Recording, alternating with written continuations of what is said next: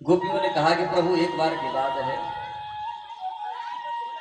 एक बड़ी सुंदर दुल्हन विवाह करा के घर में आई है।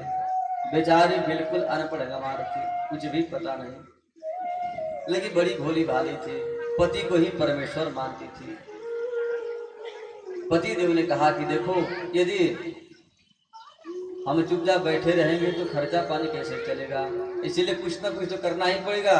मैं जा रहा हूँ बाहर कमाने के लिए और तुम घर में रहना, 1 महीने बाद मैं फिर आ जाऊंगा। बेचारी इतनी अनपढ़ थी, उसे ये भी नहीं पता था कि 1 महीने क्या होता है। पति देव ने कहा कि दीवार पर रेखा खींच दिया, 1 2 3 4 इस तरह 30 बोले एक एक दिन प्रतिदिन सुबह जगकर मिटा देना, जिस दिन सारे रेखा मिट जाएंगे समझो मैं घर पर आ गया। हाँ ये ठीक है। लेकिन पत्नी ने कहा कि स्वामी एक और समस्या है। बोले क्या समस्या है? तो मैं बिना आपके भोग लगाए भोजन नहीं करती हूँ, बिना आपको खिलाए नहीं खाती हूँ। जब आप नहीं रहेंगे तो फिर मैं इस नियम को कैसे पूरा कर पाऊंगी। पति देव ने अपना एक छोटा सा फोटो दे दिया, बोले पहले इसको खिला देना, इसके बाद स्वयं भोजन कर लेना। भगवान ने कहा फिर क्या हुआ? गोपियों ने कहा कि पति देव चले गए। प्रतिदिन वह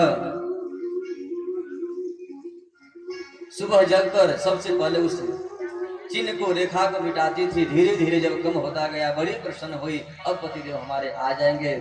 और जिस दिन पूरी रेखा मिट गई उस दिन तो और भी प्रसन्न होकर खूब बढ़िया से भोजन बनाई।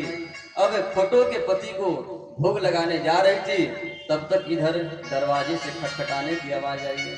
दौड़ कर जाकर दरवाजा खोली, पतिदेव सामने खड़े हैं, प्रणाम की, स्वागत करके घर में लाई। भगवान ने कहा कि हमें कुछ समझ में नहीं आ रहा, तुम लोग कहना क्या चाहते हो? गोपियों ने कहा बस चुपचाप सुनते जाइए, मैं बता रहे हूँ।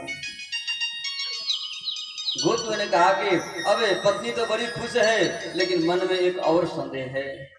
क्या कि अब मैं भोग इस पति को लगाऊं या उस फोटो को लगाऊं?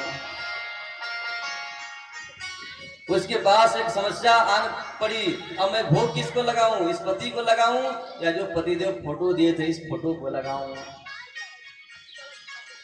भगवान बड़े मुस्कुरा कर कहा, भगवान ने कहा अरे गोपियों, इसमें सोचने की बात क्या है? जब असली पति सामने आ गया तो फिर नकली पति की आवश्यकता ही क्या है?